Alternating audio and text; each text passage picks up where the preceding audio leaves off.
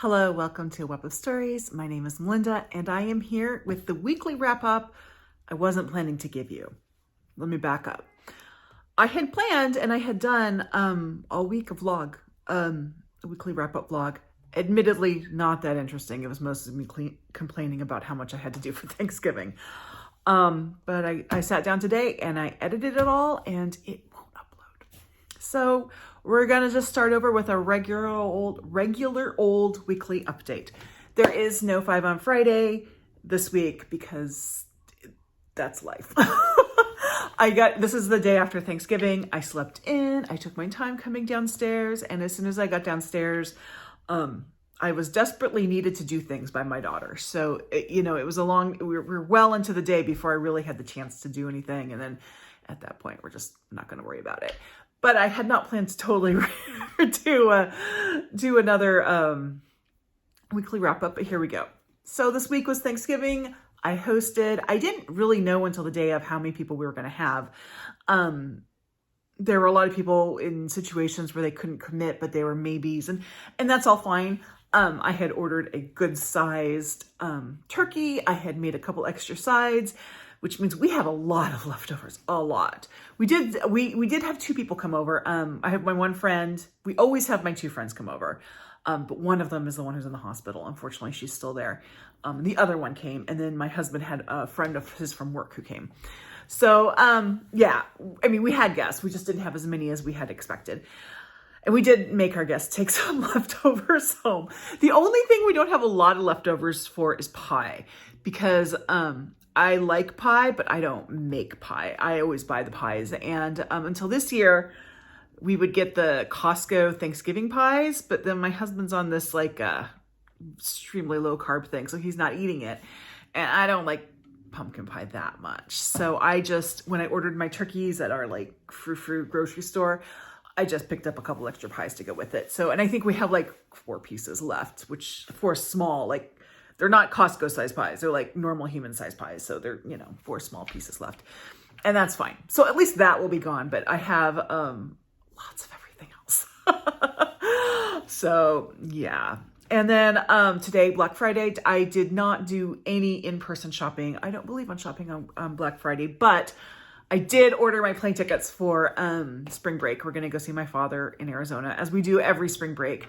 And this year, it just so happens that spring break is the week before and ends on Easter. I'm actually taking my kids out of school the day before and the day after. It was always a plan to fly back on the Monday after Easter, which would have been their first day back from spring break. But when I went to get tickets today, there weren't a lot of good tickets on the Saturday, the first Saturday of spring break.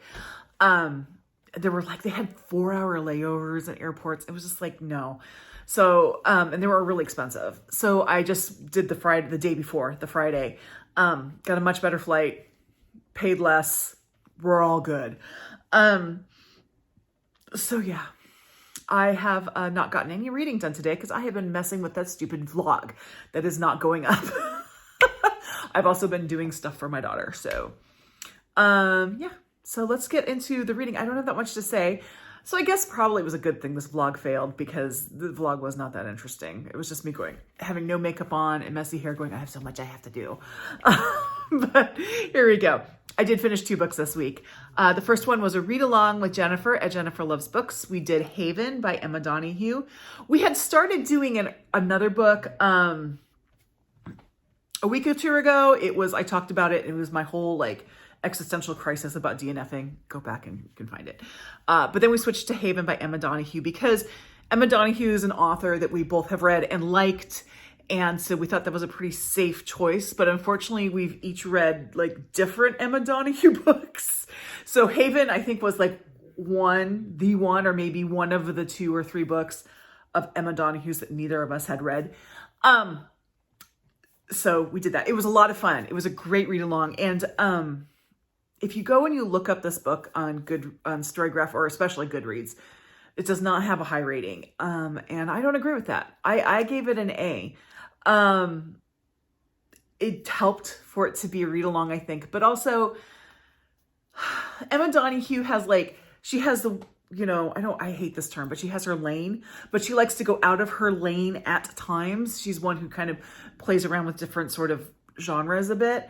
And the two previous books of hers that I have read are Pull of the Stars and Learn by Heart, which very much feel like they're written by the same author. This does not feel like it's written by the same author, and that's fine. But I think that's why it might have gotten a low review from it, a low rating from a lot of people, is because it doesn't feel like a lot of her other books. But I still thought it was really thought-provoking and really interesting. It is not a book where there is a lot of action, really, but that's okay because she really kind of delves into sort of the psychology of these characters. And there's only 3 characters in the book. There are 3 monks. So it begins, there is a monk who comes to a monastery in Ireland, and he announces that he has had this vision that God is calling him to start a monastery on an island. And he's going to take 2 of the monks with him. So he chooses Cormac. So the first guy who comes and has the vision, that's Art. And then Cormac, who is an older monk. And he's someone who converted to Christianity as an adult. He had been a pagan. That's the term that's used in the book. Before that, but he's a monk now. He had lost his whole family to disease. And so he's older. And then he chooses, another monk named Tryon, who is very young and who was given to the monastery at the age of 13. And he's like maybe 16 or 17. I can't remember if they say exactly how old he is, but he's very young. And so the 3 of them, they get in a boat. Immediately this isn't going to go well because all of a sudden Art is like throwing out all their supplies because, God will provide. And Cormac and Tryon are like, okay, no, I'm not sure about that. But they're really torn because both Cormac and Tryon are very, very intelligent. Cormac has a lot of experience in his life, and Tryon does too. Tryon is very smart. He's very good at figuring things out, but he doesn't have a lot of confidence in his intelligence. It is fun to kind of watch to see how that kind of develops. But they've both, in their monastery life, been taught that the prior, the person who's leading the monastery, is speaking with the voice of God, and you have to follow with what they say. And so they're really kind of torn on that. And they end up on their island, which is a rock in the ocean. What it is. This is not an island like we would, it's an island, but it's not one that has anything really on it. So, and kind of what goes from there. It was really interesting. If you like sort of books that delve deep into people's psyche where maybe not a lot happens, Haven would be a really good book. I really enjoyed it. Jennifer enjoyed it. It was a great read along. And then I finished Mortal Monarchs by Dr. Susie Edge. I had so much fun with this book. I've talked about it before, but basically this is just a walkthrough from William the Conqueror to, this is the paperback edition. So the original edition ended with George VI. This paperback edition ends with Elizabeth II. So she was promoting this book when Elizabeth II died. So, which is either great marketing or horrible marketing. I don't know. But anyway, it's Dr. Susie Edge is a medical doctor, but she went back to school to become a historian, which is kind of backwards from what a lot of people think, but that's fine. And she's very fun. I discovered her on TikTok because I don't do book talk really, but I do history talk. So that's where I discovered her, and her book is very entertaining. Now, if you are looking for a very high level sort of walk through British history, this is a book for you because it does. It makes the line, this is what happened and blah, blah, blah step. Now, my degree is in British history, so that was not something I needed, although I enjoyed reading it. But I loved the medical side of this because not only did it explain things that I didn't understand, but she made a point of saying, how people's deaths are talked about and recorded in history says a lot of what they were thought of in life. For example, you could have 2 monarchs who both died of one of those diseases that involves a lot of diarrhea, sorry. But one of them will die of like drastic diarrhea and all this. The other one will have died of eating something bad. And it's this exact same disease. It's just, that's how they're talked about. But I really enjoyed this book. And I do recommend this book to anybody. It doesn't matter what your level of either history, unless you're like a doctor who is also a historian, You're going to learn something in this. So unless you're Susie Edge, you're going to learn something in this. And it was just a delightful book. It was a lot of fun. So now what I'm currently reading, I actually don't have that much going on right now. So that's fine. I am still working on Jesus and John Wayne, How White Evangelicals Corrupted a Faith and Fractured a Nation. I'm going to be honest. I'm a little, I don't know what I am with this book. It's not that I'm not enjoying it. So my family, I have members of my family, not my immediate family, my immediate family or my siblings or anything like that. But like on my father's side of the family, I have aunts, uncles, and cousins who are evangelical. And then on my husband's side, there are people who are evangelical. So I know evangelicals. I also went to the College of William and Mary, which is in Williamsburg, Virginia, which is a state school. It's not a religiously affiliated school, but there's a large contingent of the student body that is evangelical there. And I had a lot of friends who are evangelical. And a lot of what happens in this book takes place in the early 90s, which is when I was there. So I was kind of witnessing a lot of this firsthand. And the discussions are smart in this. It's just makes me mad.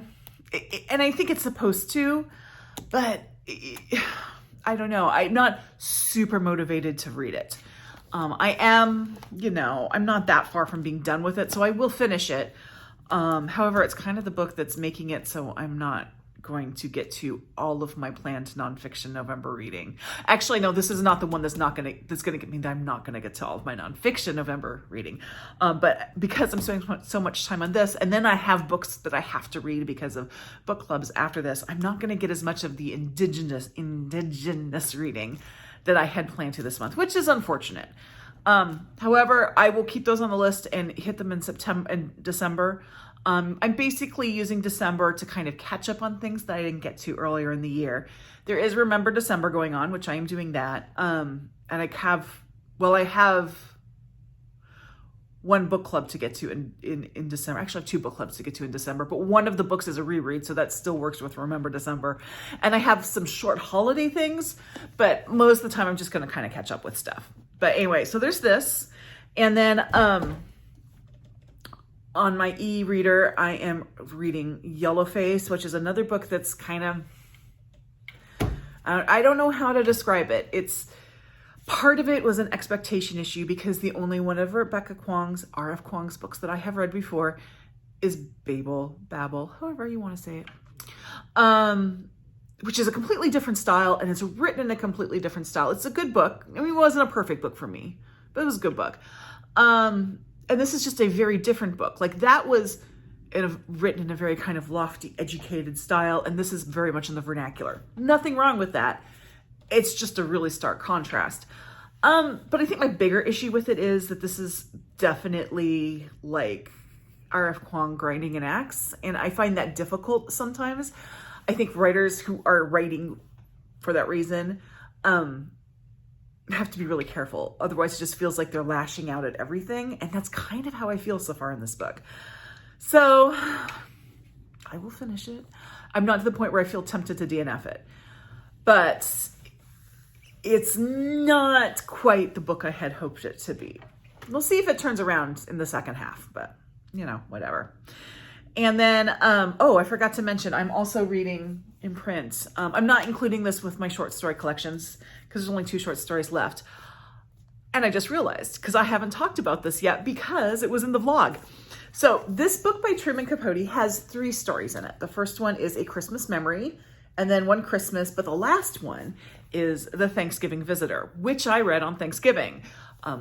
I really did. I started after midnight, and then I read some, and then I read some in the morning, and then I did all my Thanksgiving stuff.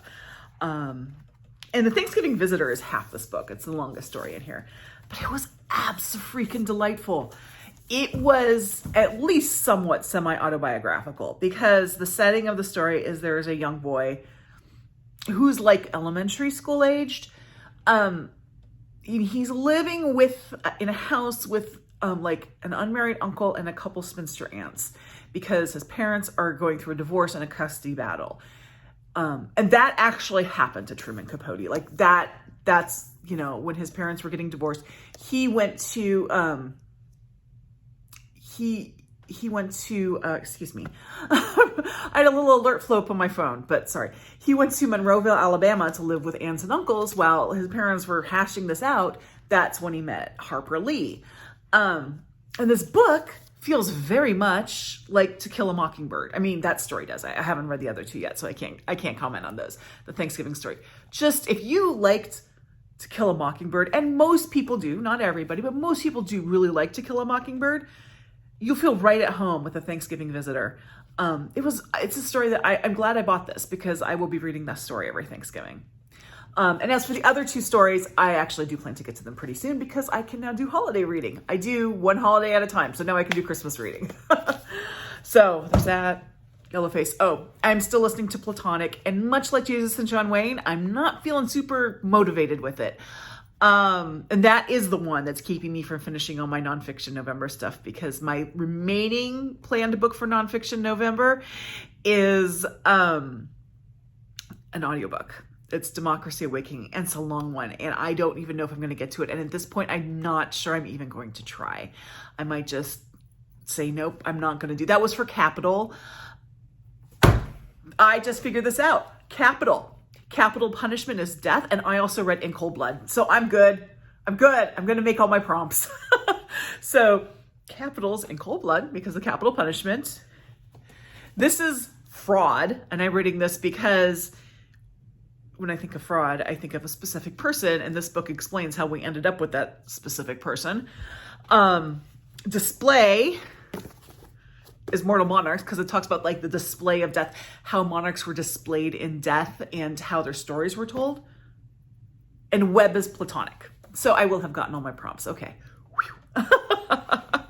So yeah, so I'm reading Platonic still. And that's what's going on. I'm going to end this now, and I crossing my fingers that I can upload it. It'll be ready on Saturday morning for you all. Thank you all very much. If you celebrated Thanksgiving, I hope you had a nice one. If you didn't, I hope you're enjoying your weekend. Please like and subscribe, all that jazz. Also, consider joining my Discord. Information is down below.